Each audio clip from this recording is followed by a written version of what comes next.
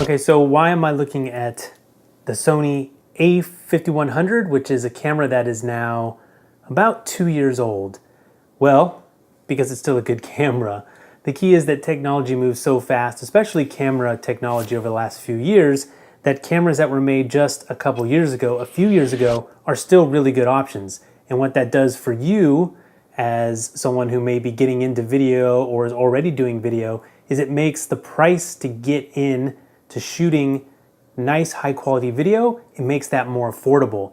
So the Sony a5100 is less than $500 for the body only, and then this is a 16 to 50 millimeter 3.5 to 5.6 with image stabilization on it, and that's the kit lens that comes with came with this camera.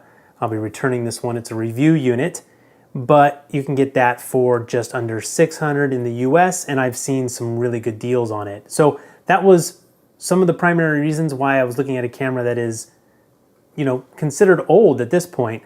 I'm also still interested in a perfect vlogging camera. I tried the G7X from Canon. It had some focus issues on shallow depth of field. I saw a little bit of that here, but definitely not the same. And for me, this camera probably is a perfect vlogging camera, but let's talk about all the other things I like and don't like about the Sony a5100 for just shooting video in general. So saying this camera is a great vlogging camera, one of the reasons is this screen, but it also means that it is a camera that I might take with me everywhere. So you're seeing the Sony a5100 now, and that over here is the Canon 60D. So the Sony a5100 is so small, you can see that it fits in the palm of my hand very easily, and the image stabilization in the lens is really good, even at arm's length with one hand. But the key is, again, I can fit it in my pocket and take it with me. I've got the 180-degree screen, is why you see me looking up. And it's kind of the camera beyond my phone that I have with me, much more than my Canon 60D, which is a lot harder to carry around. Now, because this camera does work great in a vlogging setup, the microphone is less important because the microphones on board the Sony a5100, interestingly, are a stereo microphone, so it would be great for capturing ambient sounds. For voice, you can just mix that down to mono, but it does a good job at arm's length. However, the major downside is that this doesn't have an audio input. So for me, it's almost a deal breaker, at least in terms of a primary camera. I'm not gonna buy this as my first camera unless I'm planning to shoot dual system sound, where I got a lav mic plugged into an audio recorder and I'm recording the audio off of the camera. And then you sync it up in post with the audio that's recorded on the camera. So if you're gonna do that, if that's your plan, then this could be a primary camera with an image that is just as good as the Canon line, the consumer Canon line of crop sensor cameras. This is also an APS-C sensor camera. There's not a ton of lenses for the Sony yet, but the ones they do have, they seem good to me. I've enjoyed even the kit lens, and I also got this 35mm f1.8, and it's also image stabilized. So really nice lens to go on it, but to be honest with you, I've been shooting most of the time with the kit lens because that wide angle really helps when you're capturing things out and about. And again, if you're gonna be vlogging, a wide angle is really something you need. Now the Sony a6000, you could go up to that. They have a unit that you can put on the hot shoe and plug in a microphone, 3.5mm port. It's really bulky, has microphones on it as well, but you have to pay more. And with the a6000, although you get a much better built camera, I believe it's a metal body versus this plastic body of the a5100, while it's better, you lose the tilt screen, which for me is also something that I absolutely need. If you're shooting YouTube video or just video where you need to actually see yourself because you are sitting in front of the camera and there is no cameraman, you're the cameraman or camera person, then you need to be able to see that screen. It's really helpful for making sure the recording's still going, you're in focus, and that the composition is right, all of those things, very important. In addition with that, you get a touch screen, but that touch screen is very limited. It's fine when it works, but you can't really navigate the menus with it. In picture mode, you can snap a picture, but what's important for us is video, And in video mode, it does do something that is actually really cool and helpful. You can touch the screen, it'll punch into the image, it'll magnify, so you can see that image on a small screen much closer, and you can tell if it's actually in focus. And what's even more cool is that you can do this in real time. So like on my Canon 60D, I cannot digitally punch in real time to check that focus while I'm recording.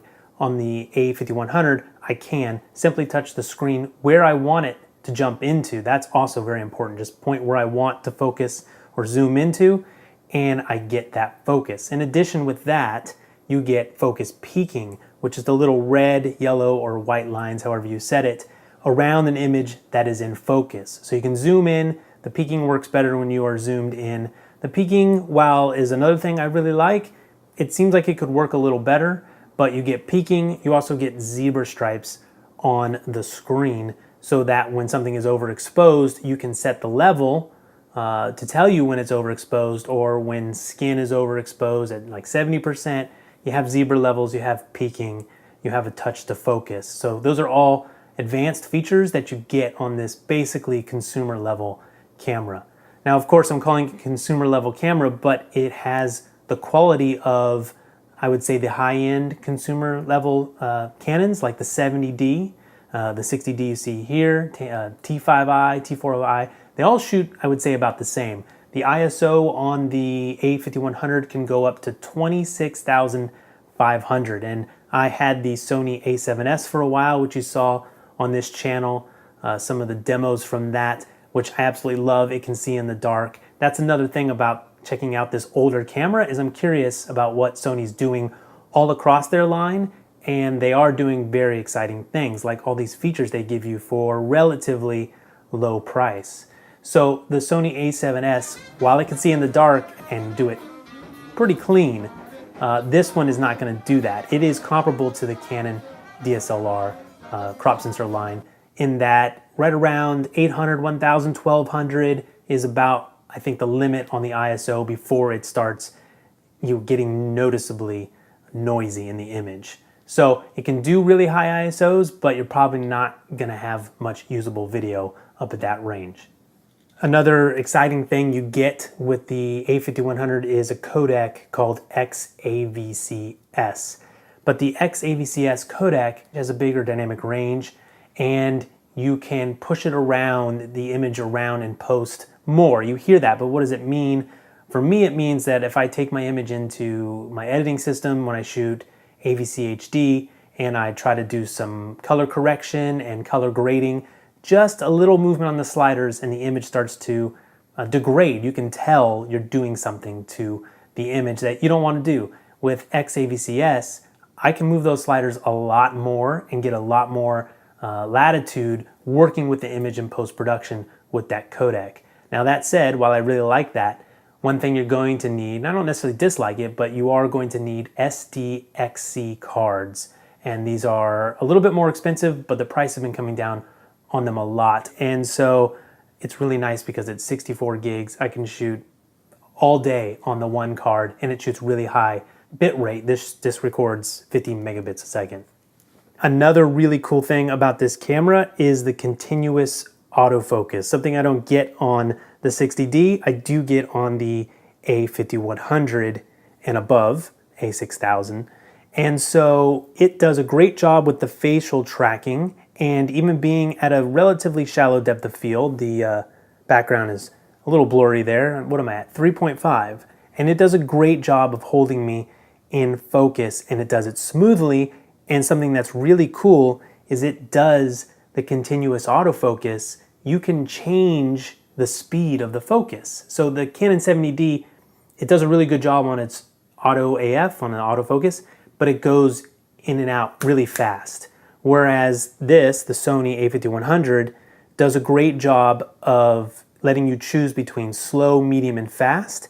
And that focus pull, that transition from one focus point to another, is slower or faster depending on what setting you use. So that's nice. You can make sort of the speed of your focus pulling selectable with this camera. So that's very cool. In addition to it having really good continuous autofocus, and that's the key. Will this thing keep me in focus? related to a vlogging style shoot, the other auto functions in this camera are really good. I walked around most of the time and I used shutter priority. So I let the camera decide the shutter based on the exposure or the scene that I was in, light or dark. I also set the auto ISO on and it did that too. And the transition between the places when it was light and dark did a great job. So the auto functions on this are really cool.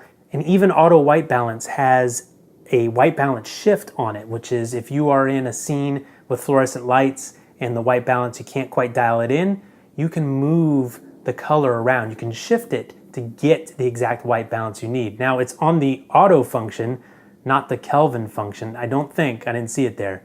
So there's a bit of a compromise there. Another really cool thing about this camera, 1080p, 60 frames a second. So you get really smooth slow motion and you don't have to decide if to drop down to 720p or 1080p. It's right there while you're shooting 1080. Or if you want to do 1080 and you're shooting sports and you want to shoot 60 frames a second, so it's less motion blur, you have that option. Another cool feature, charge via USB, just plug it right into the wall. That was very handy, didn't have to take the battery out. So again, I really like the Sony a5100. It does have some limits. The lack of an audio input for me doesn't mean if it's my first camera, I'm gonna go out and buy this camera. I'm going my microphone direct to my DSLR, and you can do that if you have good microphones to override the DSLR preamp, and that just makes shooting so much easier. So if you're gonna do the dual sync, then you could buy this as a primary camera.